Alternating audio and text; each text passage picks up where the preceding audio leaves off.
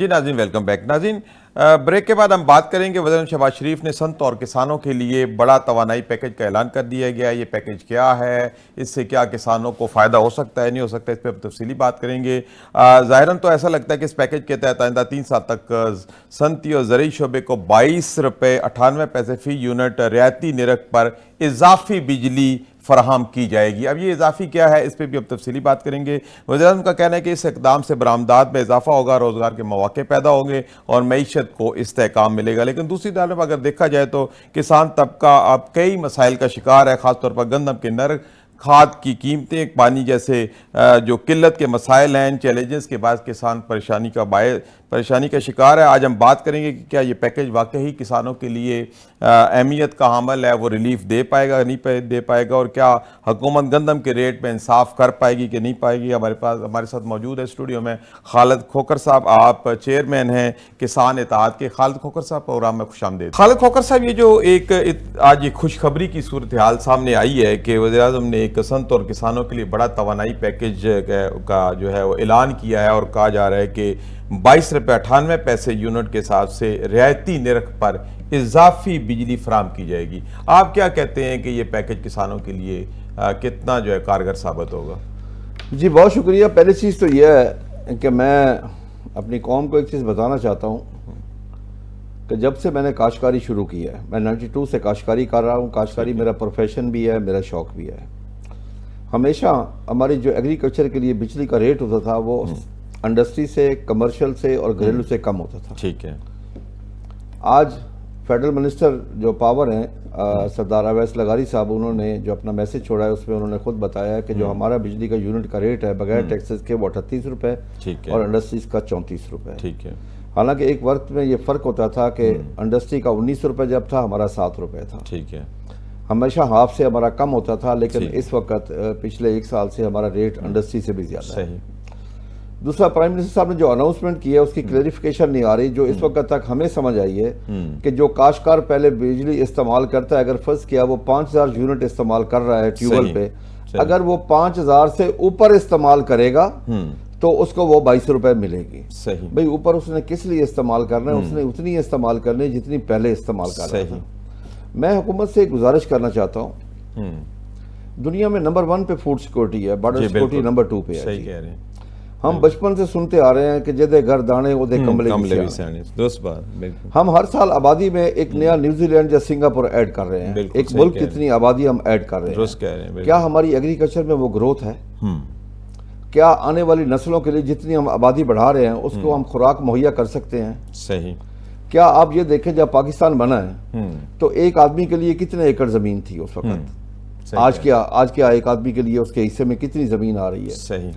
क्या हम कोशिश ना करें कि उसी से बेहतर पैदावार लेके हमें फूड सिक्योरिटी का इशू ना हो? आज ज़राई मुल्क होने के बावजूद हम 10 से 12 बिलियन डॉलर की एग्रीकल्चर प्रोड्यूस की बाहर से इंपोर्ट कर रहे हैं। वजह कुदरत ने हमें तमाम वसाइल दे दिए हैं जी। सही।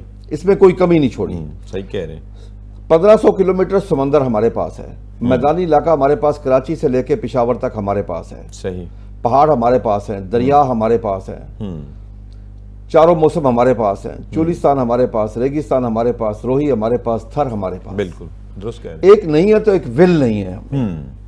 कुदरत ने तो हमें सब कुछ दे दिया। ठीक है। अगर हम अपने आप में एक विल पैदा कर लें, आप यकीन करें हम पाकिस्तान को नहीं पूरे मिडिल ईस्ट को खिला सकते हैं। सही बात है। कुदरत ने हमें, हमारा पूरा बलूचिस्तान खाली पड़ा है, चुलिस्तान खाली पड़ा है।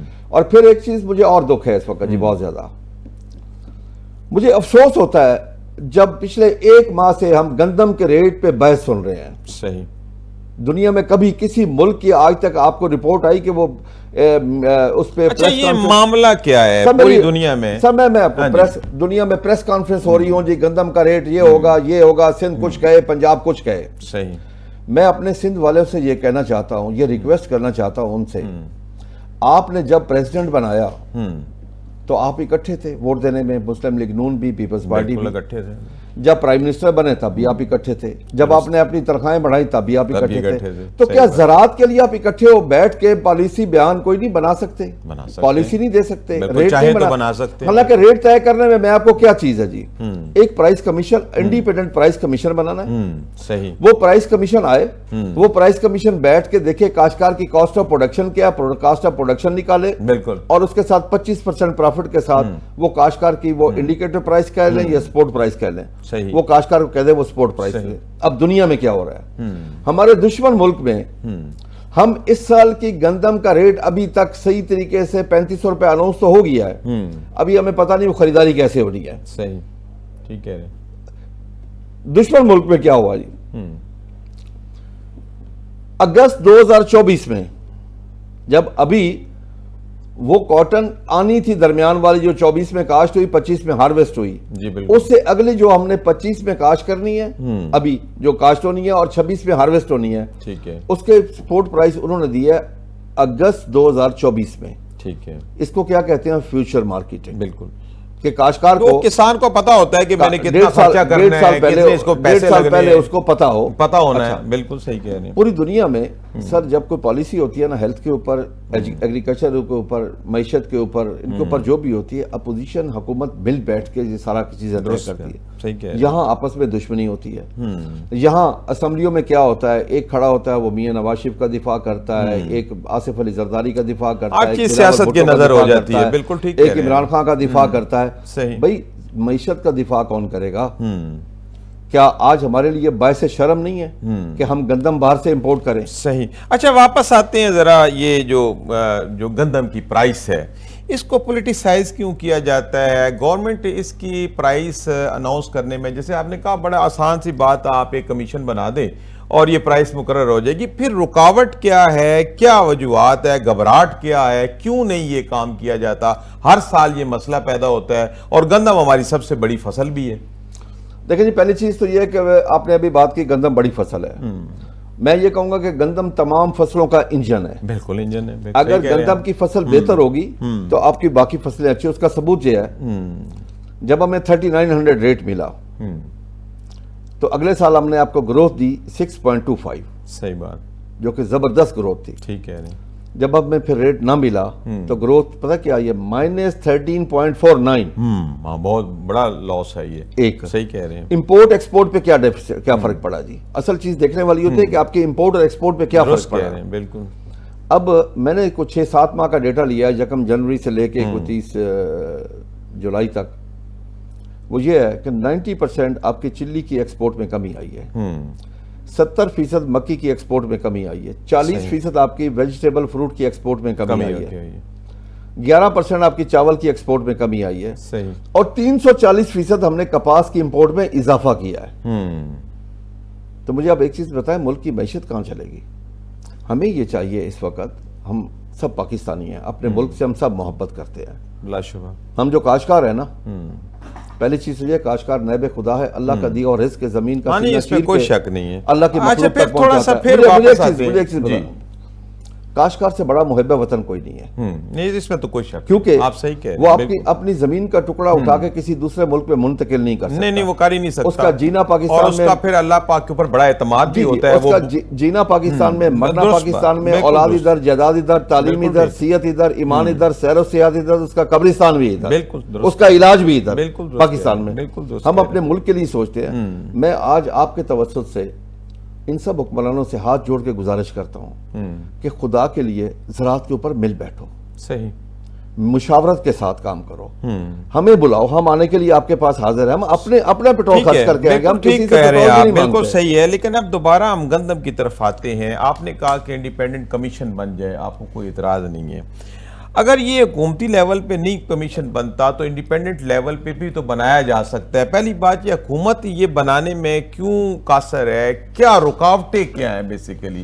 حالانکہ گندم کی پرائس کا سیٹ ہونا, آپ نے دشمن ملک کا بھی ذکر کیا, یہ بات بہت اچھی ہے کہ میں ایک کام کرنے جا رہا ہوں, مجھے پتا ہو کہ یار اس کے اتنے مجھے فائدہ ہونا ہے, میں اس حساب سے اس میں انویسٹمنٹ کروں گا.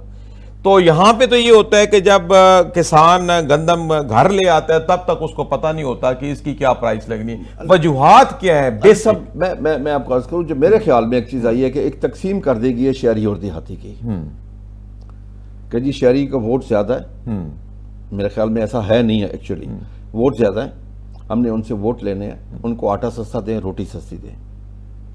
ہم کاشتکار کیا کہہ رہے ہیں؟ نہیں، وہ تو گندم ہوگی تو یہ دیں گے نا، جب گندم ہی نہیں ہوگی کسان کا آپ اعتماد کھو جائیں گے۔ نہیں ہوا کیا جی، پچھلے سال جب ہماری گندم آئی، یہ 25 والی نہیں، جو 24 میں 24 والی گندم آئی، ہمیں کہا گیا ہم نے ڈی ریگولیٹ کر دیا ہے۔ ٹھیک ہے، ہم نے کہا ٹھیک ہے جی، آپ نے کر دیا تو ٹھیک ہے۔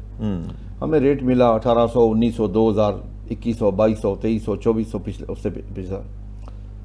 لیکن بعد میں آ کے 8 اگست کو حکومت نے ایک نوٹیفیکیشن جاری کیا، پنجاب حکومت نے، صحیح، جو ہمیں بالکل دل کے اوپر تیر کی طرح جا کے لگا اس وقت، کہ ایک نوٹیفیکیشن حکومت نے کیا کہ مختلف اضلاع کے ریٹ فکس کیے 2600 سے لے کے 2700 روپے تک، ٹھیک ہے، کہ اس سے اوپر کاشتکار سیل نہیں کر سکتے۔ باول نگر میں 2800 روپے سیل ہوئی، پرچے درج ہوئے، جبکہ حکومت پنجاب نے خود ہماری جو پیداواری لاگت نکالی ہوئی تھی وہ 3410 روپے تھی، 3410۔ ہماری پیداواری لاگت۔ تو پھر کیا وجوہات؟ ڈی ریگولیٹ کو انہوں نے ریگولیٹ خود کیا، صحیح، پھر نعرہ لگایا گیا کہ جی ہم نے ڈی ریگولیٹ کر دیا۔ جب ہمارا ٹائم آیا ڈی ریگولیٹ، 1800، 1900، 2000، 2100 میں سیل ہوئی، 2200 ارب روپے میں 2 سالوں میں نقصان ہوا گندم پہ۔ صحیح، پھر اگست کے مہینے میں آ کے انہوں نے 3000 نوٹیفائی کر دیا، جن کاشتکاروں کے گھروں میں پڑی تھی وہاں جا کے وہ گھر ان کے سیل کر دیے کہ گندم تمہارے پاس پڑی ہے۔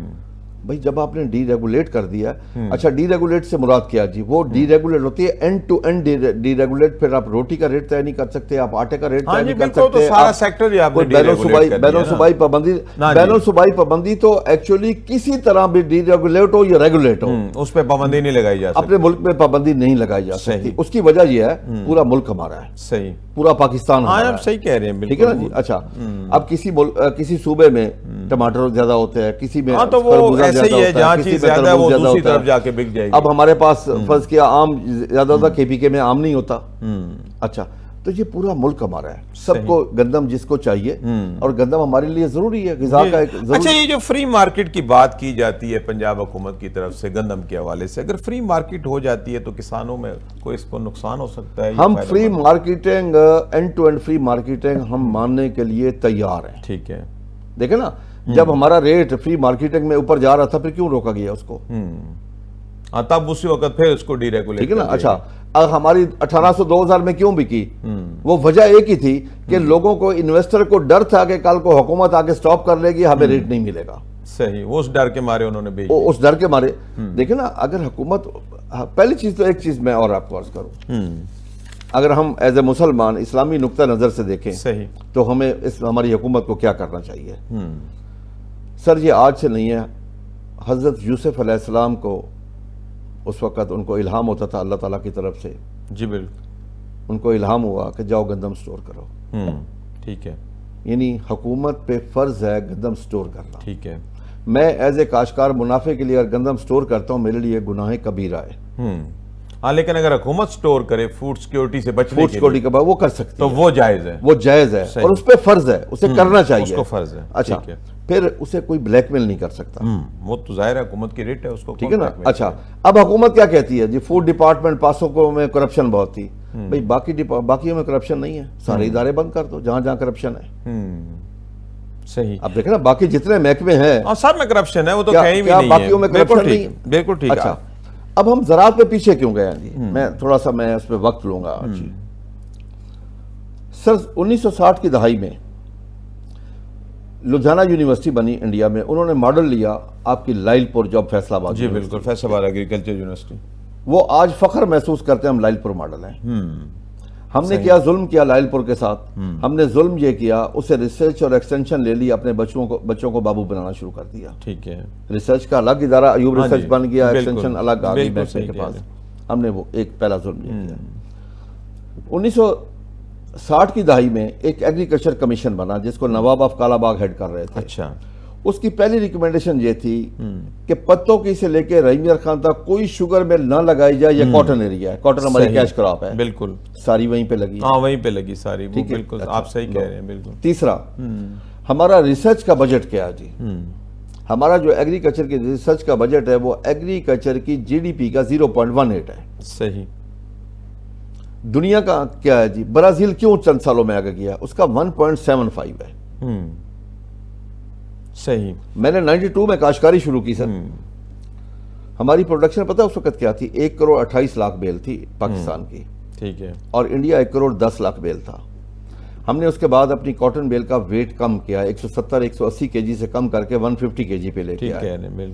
انڈیا اسی سٹینڈرڈ کے ساتھ 170-180 کے جی کے ساتھ آج وہ 4 کروڑ پہ ہے اور ہم 50 لاکھ پہ آ گئے ہیں. ٹھیک ہے.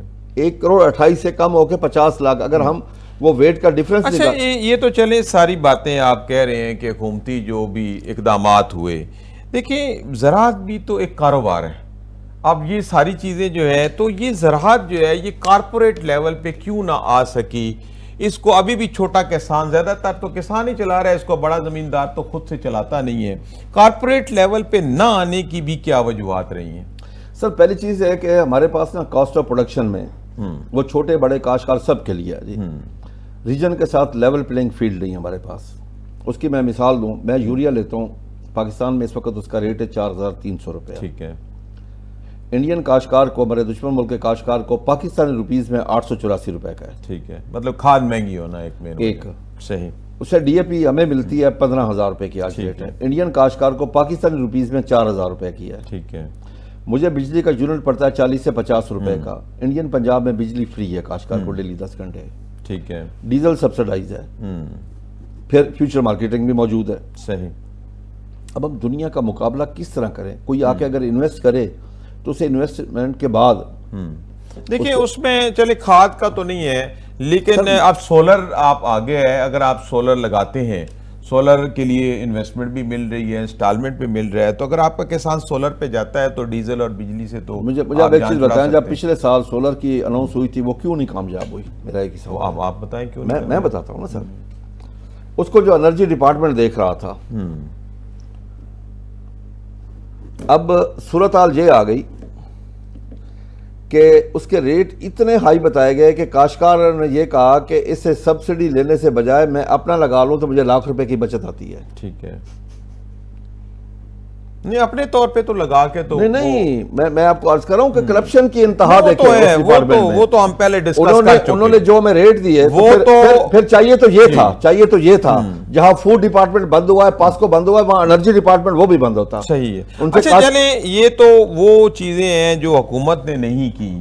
کسانوں نے بھی تو اپنا جو سسٹم ہے اس کو اپ گریڈ نہیں کیا. جدید جو ٹیکنالوجیز ہیں زراعت میں استعمال ہونے کے وہ نہیں کی، جیسے ورٹیکل فارمنگ، انٹرنل فارمنگ. آپ کو زیادہ پتا ہوگا اس حوالے سے بہت ساری چیزیں ہیں جو دنیا آگے بڑھ چکی ہے. اب مثلا ہم پانی لگاتے ہیں نالوں کھالوں سے، آدھا وہ نیچے لیکیسی پہ چلا جاتا ہے، اوپر چلا جاتا ہے. آج کون سا دور ہے، کون سی انڈسٹری ہے بشمول ایگریکلچر کے جو کہ پرانے کنونشنل طریقے سے چلے؟ کسانوں نے بھی تو آگے ایک قدم نہ بڑھایا کہ کسی بھی طریقے سے ہم آگے جائیں. کسان اس پہ انویسٹمنٹ کیسے کر سکتا ہے جب اسے مستقبل کا کوئی اسے گارنٹی نہ ہو؟ نہیں وہ تو صرف ایک گندم کی معاملہ ہے نا، گندم کا نہیں. باقی تو جو اجناس ہیں یا جو چیزیں ہیں وہ تو اوپن فری مارکیٹ میں ہے. دیکھیں باقی فری مارکیٹ ہے. ابھی آپ دیکھیں کہ ٹماٹر کے اوپر کتنی گورنمنٹ میٹنگز کر چکی ہے. وہ ٹھیک ہے چلو عارضی طور پہ ایک ایشو ہے. نہیں ایشو وہ ایشو نہیں تھا جب گندم کا ریٹ کاسٹ آف پروڈکشن 3500 تھی اور ہمیں 1800 مل رہا تھا. مجھے اب ایک منٹ بتا دیں اس وقت گورنمنٹ لیول پہ، چیف منسٹر لیول پہ یا پرائم منسٹر لیول پہ، وہ تو ہم مانتے ہیں گندم کے معاملے میں تو مانتے ہیں. میں آپ کو عرض کر رہا ہوں ابھی آپ لے لیں نا، کاٹن آئی ہے. کاٹن پہ میری کاسٹ آف پروڈکشن کو 9,000 روپے تھی، مجھے ریٹ مل رہا تھا 6,000 روپے. اس پہ کون سی میٹنگ ہوئی ہے مجھے آپ بتا دیں کہ جس پہ پوری گورنمنٹ سر جوڑ کے بیٹھی ہو کہ کاشتکار کو یہ نقصان ہو رہا ہے؟ جب مکی کی میری کاسٹ آف پروڈکشن زیادہ تھی، مجھے ریٹ کم مل رہا تھا، اس وقت گورنمنٹ بیٹھی ہو. جب چاول کا ریٹ ڈاؤن ہوا تھا، منجی کا ریٹ جب ڈاؤن ہوا تھا، اس وقت کون سی گورنمنٹ بیٹھی تھی؟ صحیح. پچھلے سردیوں میں جب سبزیوں کے ریٹ بالکل زیرو پہ چلے گئے تھے، یعنی کہ پیاز کی کاسٹ آف پروڈکشن 30 سے 35 روپے کلو تھی، اس کو مل رہا تھا 5 روپے کلو ریٹ. صحیح. اس وقت مجھے بتا دے گورنمنٹ کبھی سر جوڑ کے بیٹھی ہو، گورنمنٹ اپوزیشن سب مل سر جوڑ کے بیٹھے ہوں کہ کاشتکار کو یہ نقصان ہو رہا ہے. صحیح. دیکھیں نا. اچھا یہ بات تو ٹھیک ہے گورنمنٹ لیول پہ اگر فری مارکیٹ کی بات کی جائے تو کیا اس کے اندر آڑتی بھی جو ہے وہ ملوث نہیں ہے کہ جو اپ فرنٹ تو دے دیتا ہے کسان کو کہ چلیں یہ لے جائیں، بیج بھی لیں، کھاد بھی لیں، لیکن جب فصل آتی ہے تو پھر وہ اپنی مرضی کے ریٹ لگاتا ہے. لیکن یہ سسٹم کس نے بنایا؟ ہم کاشتکار نے تو نہیں بنایا ہوا. لیکن یہ تو وہ سسٹم ہے جس لیکن کو ریوائز کیا جا سکتا ہے. نہیں، کاشتکار کو تو آزاد نہیں کیا گیا نا. کاشتکار تو اپنی پروڈیوس کا ریٹ فکس نہیں کر سکتا. موچی جوتا بناتا ہے وہ اپنا ریٹ فکس کرتا ہے. بالکل کرتا ہے. میل والا کپڑا بناتا ہے وہ ریٹ فکس کرتا ہے. چینی والا چینی بناتا ہے اپنا ریٹ فکس کرتا ہے. واحد کاشتکار ہے جس کو یہ حق نہیں دیا جا رہا. یعنی آج مجھے آپ ایک چیز بتائیں. میرے پاس ایک کاشتکار آیا جی، میں اس کا نام بتاتا ہوں. اس کا نام ہے رانا سرور. ٹھیک ہے. اس نے آ کے پتہ کیا کلیم کیا؟ میرے سامنے اس نے کلیم کیا کہ جی گورنمنٹ مجھے اچھی طرح سے چیک کر لے، میں آن ایئر آپ کے اس پہ بتا رہا ہوں، میں چیک کر لے کہ پاکستان میں پچھلے سال سب سے زیادہ میں نے گندم کاشت کی تھی. اچھا اچھا پھر اس کی اگلی بات تھی کہ میرے برابر کسی نے آدھی بھی کاشت نہیں کی. اچھا کہتا کوئی ایک کاشتکار نہیں ہے جس نے میرے برابر آدھی بھی کاشت کی ہو. کہتا بجائے مجھے میڈل ملتا، میرے آ کے باہر اگر میرے 8-10 ہزار من باقی پڑی ہے، 70-80 ہزار من میں سے باقی جو پڑی ہے میرے پاس، تو اس پہ اوپر تالے لگا دیے گئے. کہتا مجھے بتاؤ. اچھا یہ مسائل تو واقعی ہیں، آپ بالکل درست کہہ رہے ہیں. آئے دن ہم بھی خبروں میں سنتے ہیں، آپ بتاتے ہیں، ہم خود بھی یہ چیزیں فیس کرتے ہیں. تو اس کا حل کیا ہے؟ کیا حکومت کو کس طرح آپ مجبور کر سکتے ہیں، یا کون سا کوئی ایسا کنسورشیم ہو، کوئی سے آپ کا جیسے آپ کا پلیٹ فارم ہے، تو کیا آپ یہ بار بار مطالبات کرتے ہیں؟ آپ کی بات سنی کیوں نہیں جاتی؟ حالانکہ خود کاشتکار اسمبلیوں میں بھی بیٹھے ہوئے ہیں، کون سے کو نہیں بیٹھے ہوئے، تو کیا وہ بھی اپنے حقوق کے لیے کام نہیں کرتے؟ پہلے تو میں اپنے کاشتکاروں سے گزارش کرنا چاہوں گا جی آج آپ کے پلیٹ فارم سے کہ ہم سب کے ذہنوں میں ایک چیز ہونی چاہیے کہ رزق دینے والی میری اللہ کی ذات ہے. ہاں اس میں تو کوئی شک نہیں. ہم دئیے، کاشتکار نہیں. صحیح کہہ رہے ہیں. کسان نیب خدا ہے، اللہ کا دی ہوا رزق زمین کا سینہ چیر کے اللہ کی مخلوق تک پہنچاتا ہے. درست بات. تو ہمیں اس ناطے سے کہ رزق میرے اللہ نے دینا ہے، ہم اس میں رکاوٹ نہیں ڈال سکتے. ٹھیک کہہ رہے ہیں. ہمیں چاہیے کہ ہم اپنی گندم کاشت کریں اور حکومت کو کہیں کہ ہماری پیداواری لاگت کو کم کرے جی، اور اس میں ہم اور آپ سب مل کے بھرپور کردار ادا کریں کہ حکومت سے اپنی پیداواری لاگت کو کم کروائیں. صحیح. لیکن جب ہم کہتے ہیں کہ ہم گندم کاشت نہیں کریں گے، یقین کر لیں مجھے اندر خود بھی ایک تکلیف ہوتی ہے. میرے منہ سے بھی کئی دفعہ نکلا بالکل صحیح کہ لیکن جب میں نے سوچا کہ رزق کس نے دینا ہے، ہم نے نہیں، رزق میرے اللہ نے دینا ہے. تو اللہ کے کاموں میں نہ کوئی رکاوٹ ڈال سکتا ہے. ہم کس بات کی مولیاں ہیں. بالکل صحیح کہہ. ایک چیز. دوسرا آپ نے یہ کہا کہ ہمیں کیا کرنا چاہیے. ہمیں کرنا یہ چاہیے، مل بیٹھنا چاہیے. صحیح. ہم اپنا پلیٹ فارم دیتے ہیں، ہمیں اسلام آباد کہیں، ملتان کہیں، لاہور کہیں. ہم نے پہلے بھی ایک دفعہ آل پارٹی کانفرنس کی تھی ایگریکلچر ڈیزاسٹر پہ، ہم پھر کرنے کے لیے تیار ہیں. صحیح. ہم پاکستان کسان اتحاد کے پلیٹ فارم پہ ہمیں اسلام آباد کہیں. ہم تمام پارٹیوں سے ریکویسٹ کرتے ہیں آئیں مل بیٹھے. ہم پاکستان ہم سب کا ہے. درست بات. صحیح کہہ رہے ہیں. پاکستان ہے تو ہم ہیں، اس میں کوئی شک. اور پاکستان میں ضروری ہے، خوراک ضروری ہے سب سے زیادہ. ہاں جی بالکل صحیح کہہ رہے ہیں آپ. نیشنل سیکورٹی میں نمبر 1 پہ فوڈ سیکورٹی ہے. آپ صحیح کہہ رہے ہیں. ہم سب مل بیٹھ کے ہم سوچے کہ ہم پر ایکڑ پیداوار کیسے بڑھا سکتے ہیں، غیر آباد رقبوں کو کیسے آباد کر سکتے ہیں. اصل بات ہی یہی ہے، کیا جس سے ہماری پوٹینشیل بڑھے گا. کیا ہماری بدقسمتی نہیں ہے؟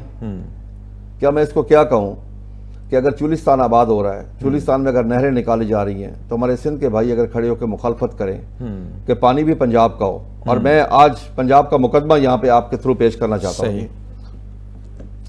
ہم نے اپنے حصے کا پانی دیا ہو اپنے سندھی بھائیوں کو، کیونکہ وہ بھی ہمارے بھائی ہیں. ہاں ظاہری بات ہے. ہمیں پانی ملتا ہے 2.25 کیوسک پر 1000 ایکڑ سالانہ، اور ششمائی ڈیروں پہ 3.5 کیوسک، ان کو ملتا ہے 8 سے 14 کیوسک پر 1000 ایکڑ.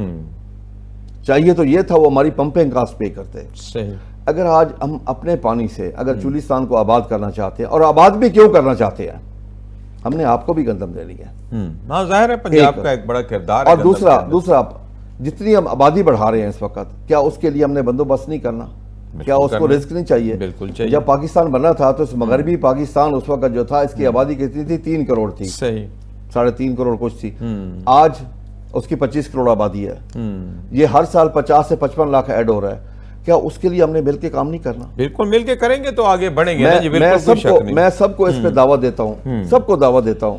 اچھا یہ سوال یہ اٹھتا ہے کہ جب گندم کی بمپر کراپ ہوتی ہے تو اس کو پھر ایکسپورٹ کر دیا جاتا ہے، پھر جب ملک کے اندر گندم کی شارٹیج ہوتی ہے پھر امپورٹ کر لی جاتی ہے. یہ وہ کون سا ایسا مافیا ہے, کون سے ایسے لوگ ہیں, کون سے ایسے بینیفیشری ہیں کہ یہ جو کام کرتے ہیں کہ آپ باہر بھیجتے وقت بھی پیسے کما رہے ہیں, آتے وقت. سر یہ بڑا لمبا ایک زرعی ملک ہے. الوی صاحب یہ لمبا ٹاپک ہے.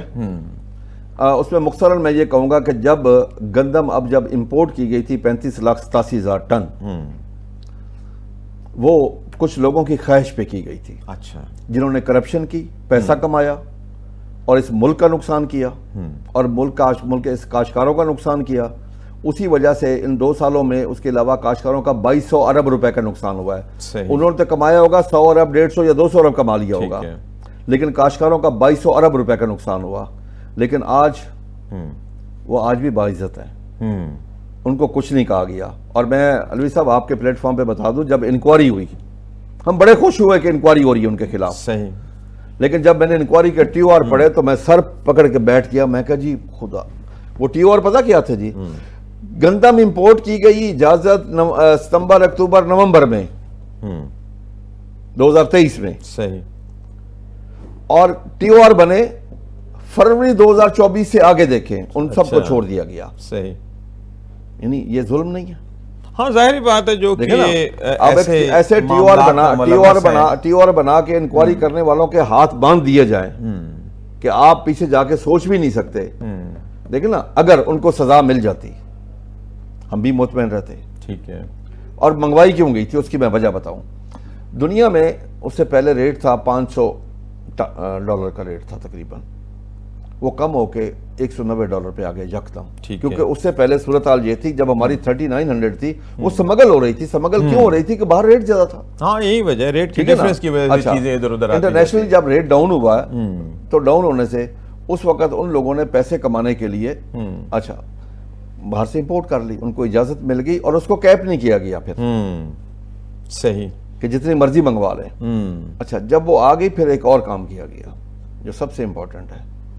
ہماری گندم کا ریلیز ریٹ تھا 3900, اس کو 4700 کا کیا گیا کہ ریلیز کیا جائے تاکہ وہ باہر سے جو گندم آ رہی ہے وہ پڑ رہی تھی 2600-2700 میں ان کو اس وقت, تاکہ وہ 4000-4500 میں آرام سے سیل کر سکیں. صحیح. لوگ یہ گندم نہیں اٹھائیں گے, اپنی پڑی رہی, اپنا نقصان ہوا, فوڈ ڈپارٹمنٹ کا نقصان ہوا, پاسکو کا نقصان ہوا, یعنی وہ پاکستان کا نقصان ہوا. ہاں جی بالکل صحیح کہہ رہے ہیں, وہ پاکستان کا نقصان. اور اس کے بعد جو سب سے بڑا نقصان ہوا 2200 ارب روپے کا, وہ کاشتکار کو نقصان ہوا. صحیح. اور یقین کر لیں اس کا جو ریزلٹ ہے اب اس وقت میں آپ کو حقیقت بتا رہا ہوں سر کہ کاشتکار کے نہ گھر کے حالات اچھے ہیں, نہ کھیت کے حالات اچھے ہیں. یہ ساری باتیں نہ بچوں اپنی کی تعلیم کے, جگہ نہ صحت. آپ نے سب لوگوں کو گنوا دیا کہ جی پالیسیوں کا مسئلہ ہے, مافیا کا مسئلہ ہے, سرکاری اہلکاروں کا مسئلہ ہے. کبھی آپ نے یہ بھی سوچا کہ کچھ غلطیاں کسانوں نے بھی کی ہوں گی, اگر نہ کی ہوتی تو آج حالات بہتر ہوتے؟ مثلا آپ بتائیں نا, کوئی ایسی غلطیاں تو ہوئی ہوں گی کہ مطلب کس طریقے سے کوئی نہ کوئی کسی جگہ پہ تو یہ ہوئی ہوں گی